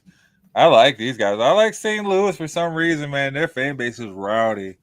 They're hungry for a team. They are hungry, man. Ever since the Rams left, I think they've been super loyal to the Battlehawks. That's one of the first fan bases I feel like I came across looking into the UFL. So and they're looking good. They came out and they did their thing too last week. But the Brahma, I think that's how you should say it. Yeah, I'm going Battlehawks here. Yeah, definitely. Of course, we're going Battlehawks. I just like saying Brahma, though. Their names sound like they should just I don't steamroll know. through. The Brahmas looked real rough. I mean, granted, they did play the Renegades, so that's tough competition, but still, the Battlehawks didn't look like no scrubs either, so I think it's going to be a tough day on the field for the Brahmas, Do unfortunately. you feel that way? Do you think so? You think that's going to carry throughout the season? You don't think that was just like No. first I weekend just think it's jitters? a very hard first 2 games of the season. We see a lot of teams in other leagues that go down 0-2, but they bounce back. They just take these 2 on the chin and learn from it and come back stronger than week 3. The line on Arlington is -8.5. Okay. Do you like that? Yeah. How you feel about it? I think that sounds about right. You think they can cover? You don't. Well, you said they're going to blow them out the water, right? So I think they're going to blow that out the water, right? If they. So and then on the Brahmas Battlehawks, the line is St. Louis at -7. Okay. Which same difference, same thing, right? They're going to blow that out the water, so you might as well just take that. Go ahead and make that money, right? Easy money, easy pickings, as they say. So yeah, that's the UFL. We got those 4 games. 1 game Friday night. We hope you tune in, and then feel free to post your predictions on socials or the chat or wherever have you. And we got a channel with the UFL on it. We can talk all about that during the games this weekend. Yep. Come in and join us Sunday night. That Sunday night game will be on FS1. So as you see, all the networks trying to get in on that UFL action because they know what's up. So if you're down south, check out those games, man. I think all of the games are played down south. Well, except for obviously the St. Louis Battlehawks. But I think the rest of the teams. Panthers are played at Ford Field. All right. Yep. Oh yeah, because they play. Oh, that's cool. And then don't they have a team? What? I don't know. Let's see. Anyway, time for some basketball, Seth. I think that's what it's time for. I know, right? It's you guys know me. I start winding down before we wrap it up and get on out of here. Yeah, I'll be all high in the sky, guys. High in the sky. So hey, let's do another promo real quick, and then we get it switched over to the B-ball, and then get we could check in on that score. So guys, look at the score on the Nuggets Timberwolves game. Let us know what it is. We'll be right back. Don't forget to hit that like button. As we've been saying, follow us on the social media, Shady Sports Network, and you'll find fantasy reports. We're the show keeping you updated on all your fantasy needs between the NBA, the NFL, and we'll eventually get around to the UFL fantasy too once we figure out how to play that. So we'll get we're gonna need a little help with that one. Right. Other than that, like I said, stay tuned. Don't forget to hit that like button, and we will be right back.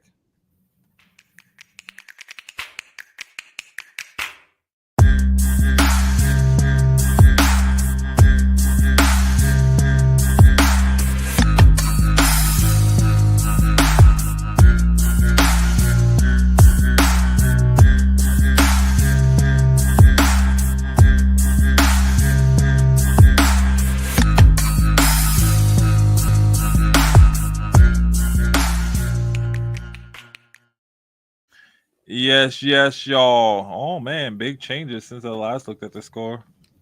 Swinging back and forth. Looks like my Nuggies are still up though, holding it down. So Not yeah, surprised. NBA. Was there like 2 weeks left? I don't know Yeah, if look you at guys that. see that. Oh man. It's so tiny. And I think it's not that tiny. I can see it right now when I No, I can make the see it screen too. big. Yeah. So we got the West rankings up there, ESPN rankings. As Look of nice and I like them. today, that's not April Fools. That's the truth. That's the truth. That's real. They would say so real. Gotta catch those So Rockets, real. said. Those Rockets, man, we do not have to catch the Rockets depending on. Really? Okay. I don't think it really matters, but let the Rockets swag out and go all out. I think the Nuggets are just trying to stay healthy enough to make a push once we actually get into the dance, because it's all about the dance, man. This right here is cool. Just get it's in. Good to get the accolades. Yeah, we already got Last it. year, Mavericks we made it to ended the at finals top. in the 5th spot. Mm-hmm. Exactly. So we already ended up at the top of the division before and won that title. They don't care about that. And as one of the proposals that was turned down that we didn't touch on in NBA or in NFL to tie the NFL to the NBA,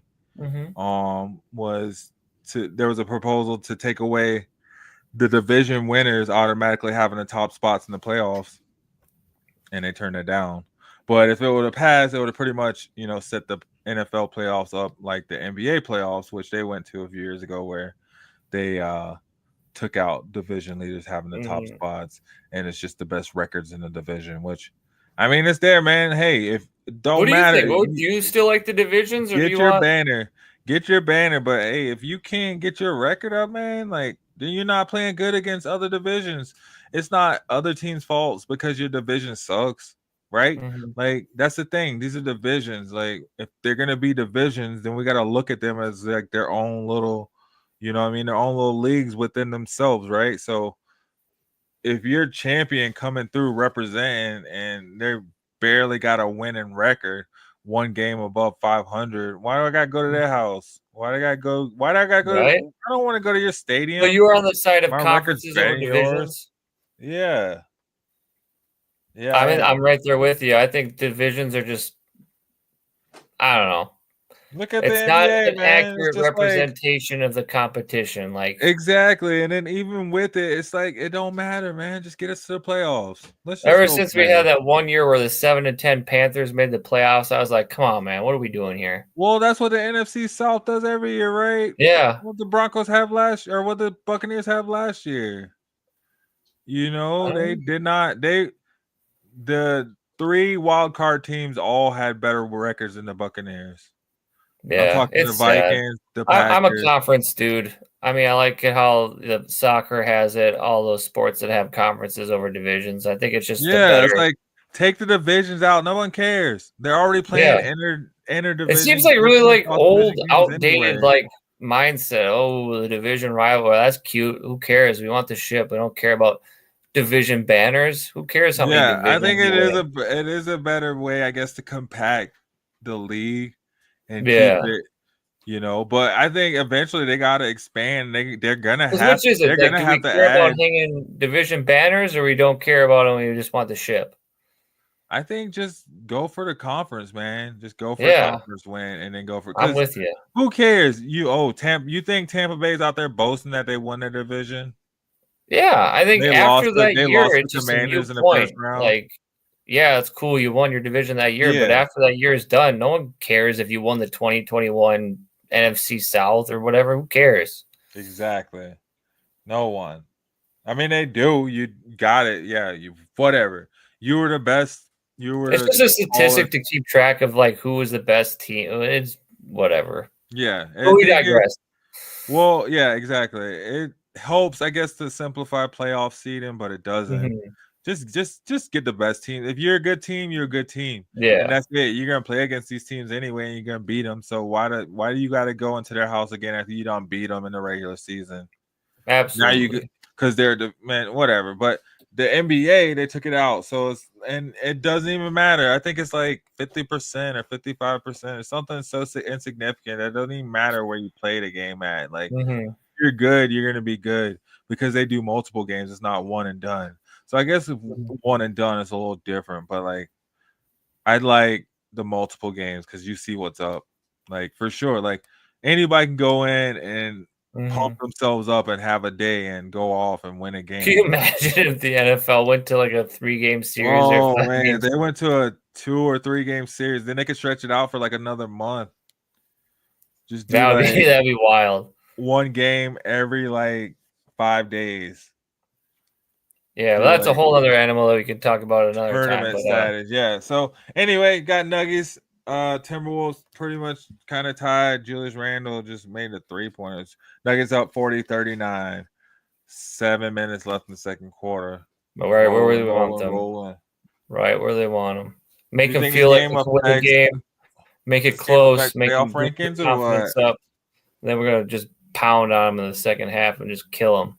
Yeah.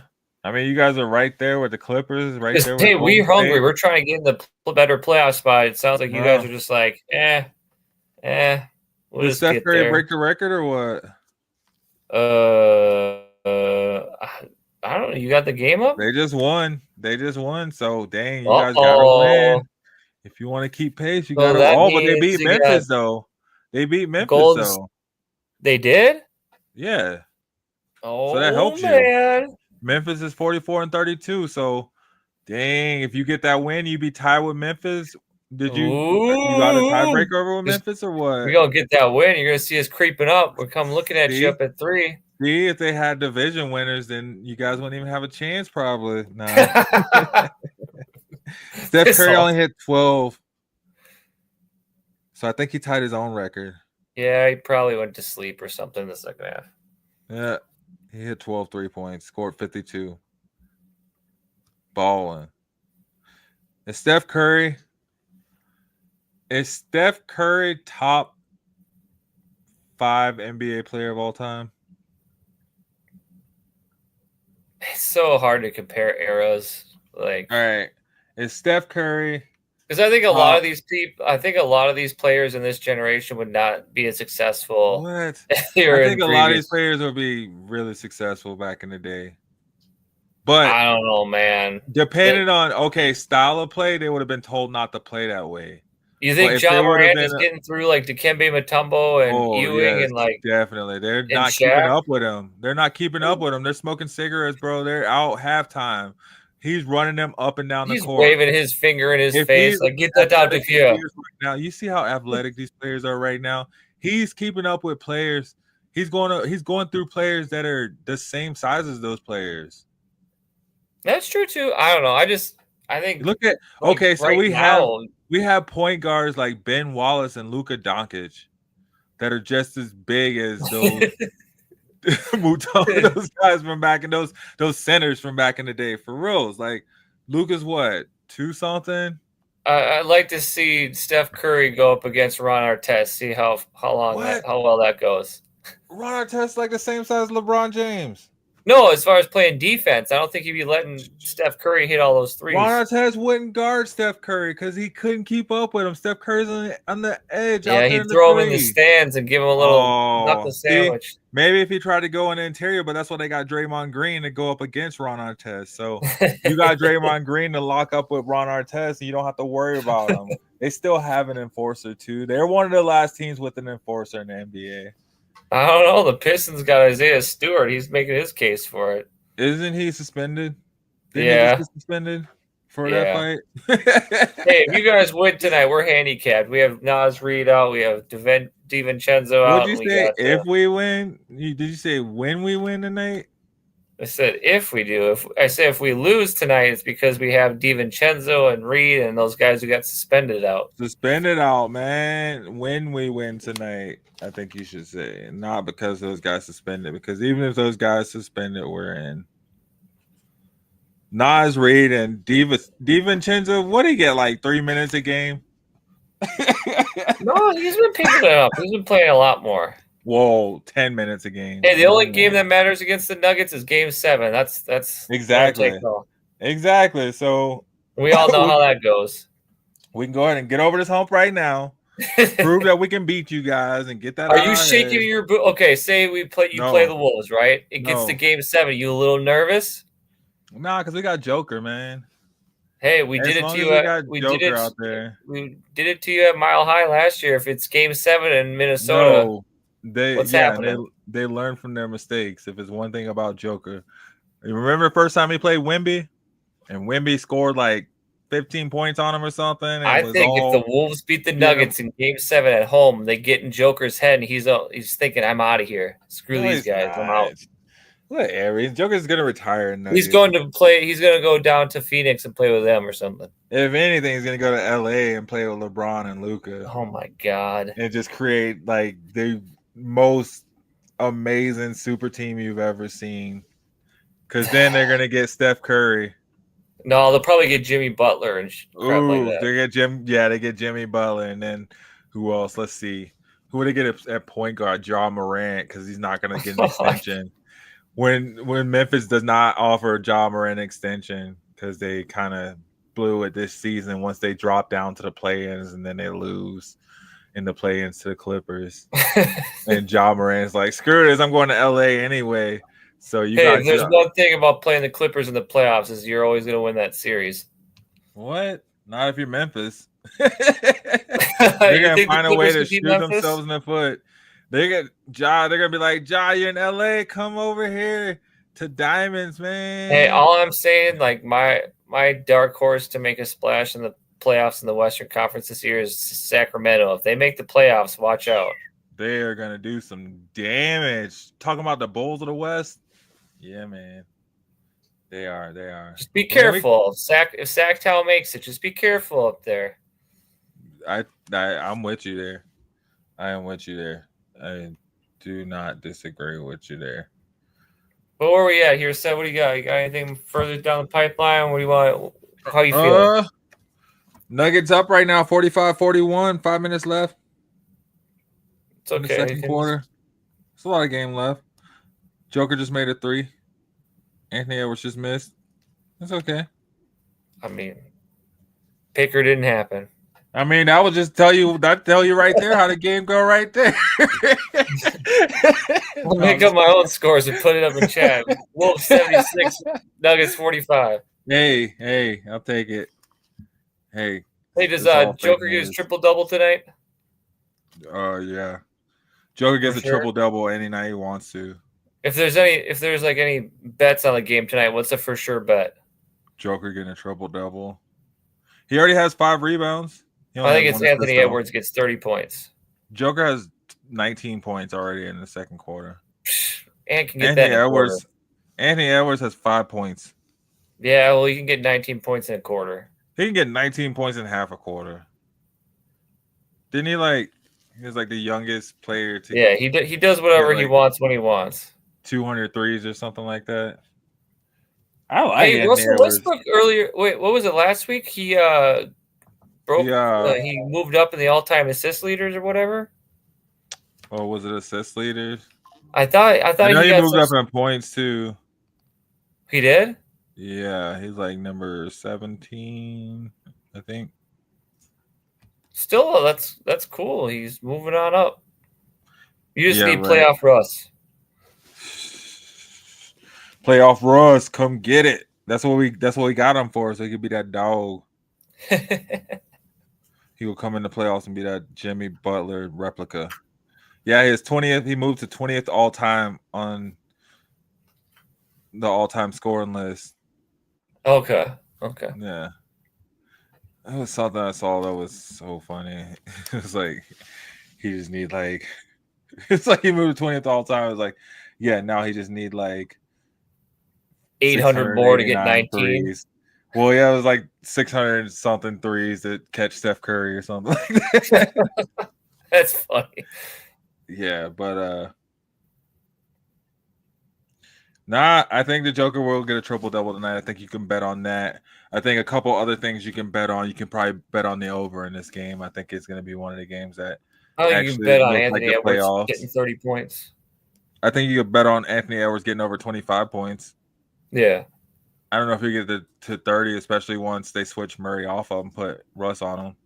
But, you know, they got to let Murray start, and then they'll work Russ in there on defense on Anthony Edwards. That's what they got Russ for, was for Anthony Edwards. So we'll finally see that coming to fruition. Mm-hmm.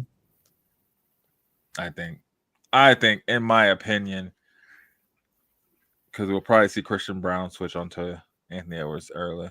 It's just something Murray, man. Just, I don't know. His defense just ain't right against Anthony Edwards or something. It's okay. Never will. He's good against everybody else. Just not against Anthony Edwards. Facts.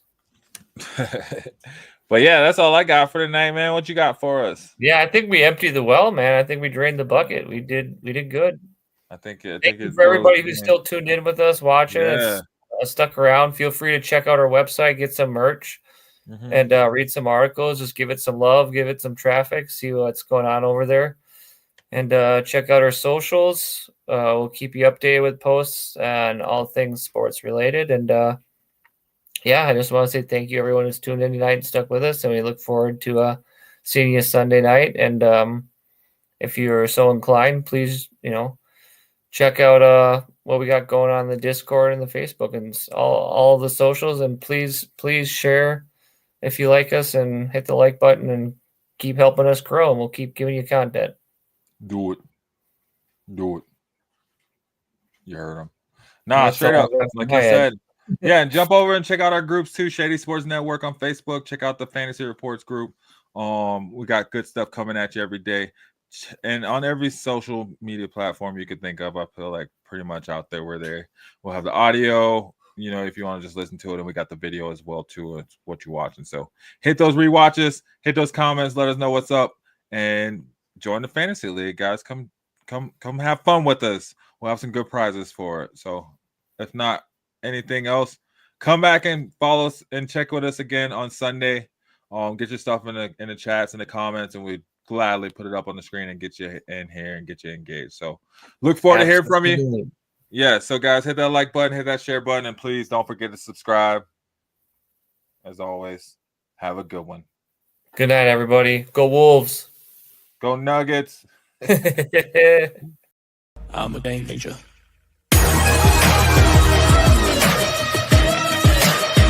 I'm a game changer.